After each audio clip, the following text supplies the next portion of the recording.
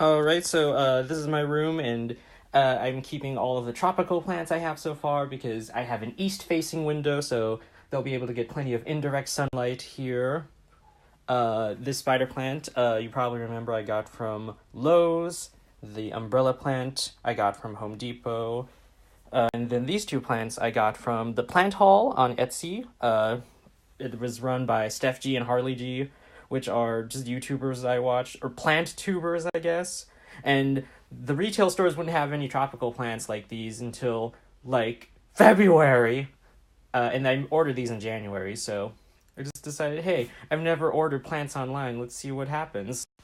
This Chinese evergreen I got isn't doing so hot. I'm still figuring out whether a plant is malnourished because of underwatering or overwatering, and this one has lost quite a few leaves already. But I just repotted it today into some more soil. The roots were like really big on this guy. And I think it just needed some more room and some more soil to just retain the water in it. So I think this was underwatered, but we'll see. I also repotted this spider plant because this one wasn't doing too hot either. So I'm gonna watch out for these two. I either am doing them a service, or I just nailed the last nail in their coffin. This monstera has been doing okay. It has lost a leaf and a stem, and it's been curling up. I guess that's due to underwatering too. But this one doesn't have that much of a root system yet because it's just a cutting. It has a leaf trying to unfurl, but it's really slow growing at the moment. So hopefully when the warmer months come and there's more sunshine, and once it gets a root system, it'll be able to grow some more leaves, and I'll get to see the beautiful, beautiful split leaf. I just want to see it before this one dies. Please, that's all I ask. The umbrella plant has been doing well. No problems here.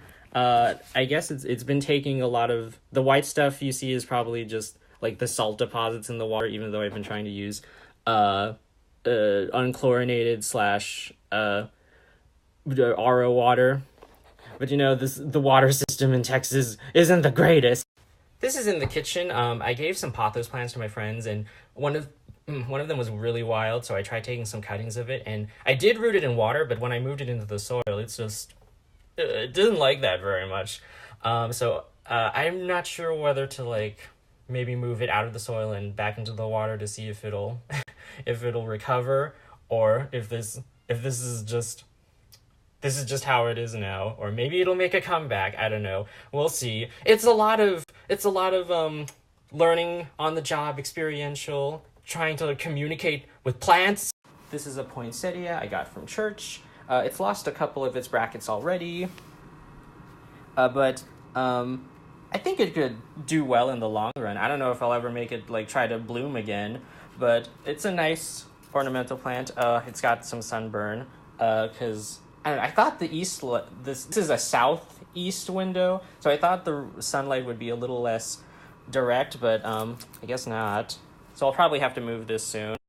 This is a jade plant that I got from church as well. The church has a really big jade plant that's 15 years old. So the pastor and his wife let me take some cuttings from it, and I just rooted it today. Or not rooted it, I just put it in soil. It still has yet to form roots, but I let the cuttings dry out for a week so that it wouldn't rot. That's what you do with succulents. And then I also got some extra leaves, and I'm trying to propagate them. Propagation is a little bit harder than I thought. I guess I just need to be more careful of conditions. I just haven't had a high success rate with these.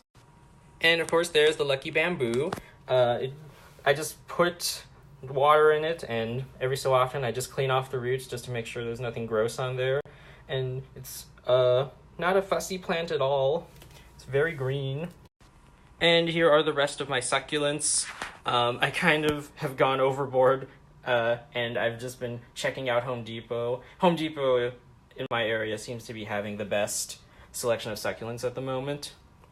This is the newest edition I got. It is a Setivaria hybrid, and I just really love the color of it. Most of the succulents I have are just kind of darkish greens, but I wanted a lighter green variety. and it says it makes very like rambling branches when it grows out, so I'm really excited to see that. And while propagation has been kind of bad, I have been able to get some babies. So this one is a baby of, let's see, I think it was this one right here. So that's another kind of set of area.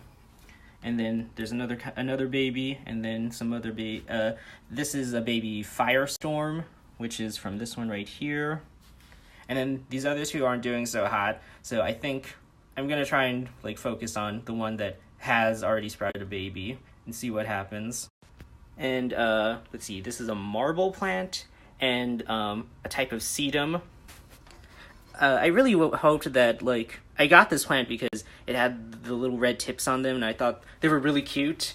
But it only appeared like in dense, like really like bright sunlight. So I guess it must have been imported from somewhere where it's even brighter than here. They probably kept it outside for a while.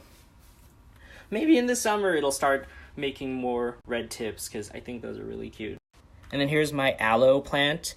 It's kind of wobbly, so I think it's doing okay. It's started to go brown in a couple of places. I don't know what that means. I'm probably going to have to research a little bit about that, but it's very wide, very big. It demands presence in the room.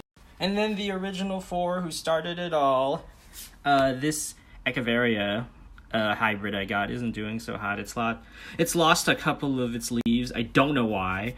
I feel like it's underwatering because I just think I'm just use pure cactus soil for this, and it's right next to a window, so I think it just dries out faster than some of my other pots.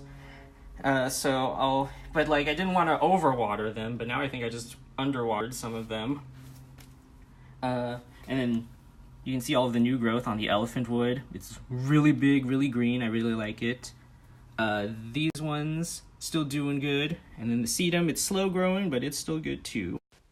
So overall, I think I'm doing okay. It is a learning process, as is any other hobby. But I think I'm doing okay. I really like all of my plants, and I want to keep them alive for the foreseeable future. So thanks for watching. Click here to subscribe and like to my channel. I don't know. I should just become a plant tuber. Why am I even... Snapchat is not a good medium for all these long videos. Like, if I see an Instagram story and it's like 30 videos long, I'm just like, nah. But I wonder if anybody, I appreciate everyone who watches my rambling Snapchat videos. That being said, I think I think my collection is going to stop right now, just so I can focus on taking care of these, because like repotting and like watering all of these took like an hour, which is the most time I've ever spent on plants in general. So, but I do have a wish list of plants that I would maybe like in the future. I'd really like one of these calatheas, or the peacock plant, or prayer plant, whatever you call them, because they have a really interesting leaf shape, and they like move their leaves. Their leaves go down during the day, and then they move up towards the night, but they require like a really humid environment.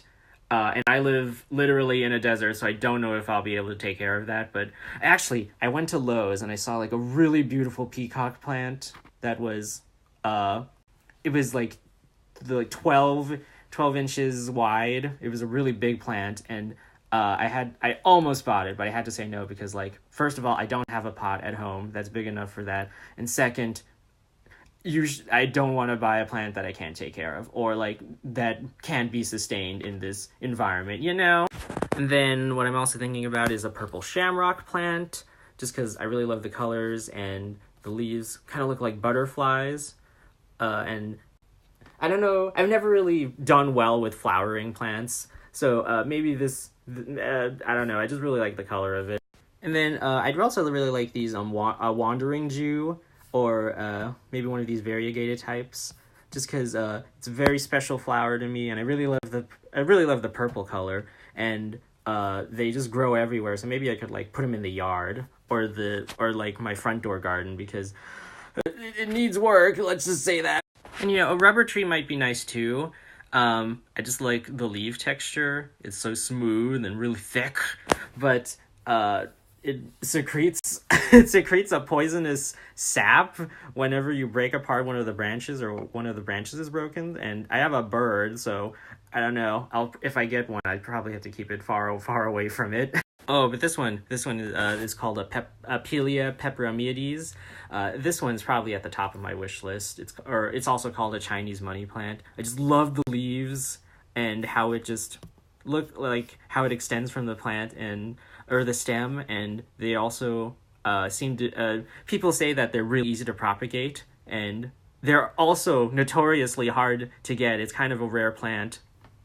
So, I would want one and then give cuttings to all of my friends.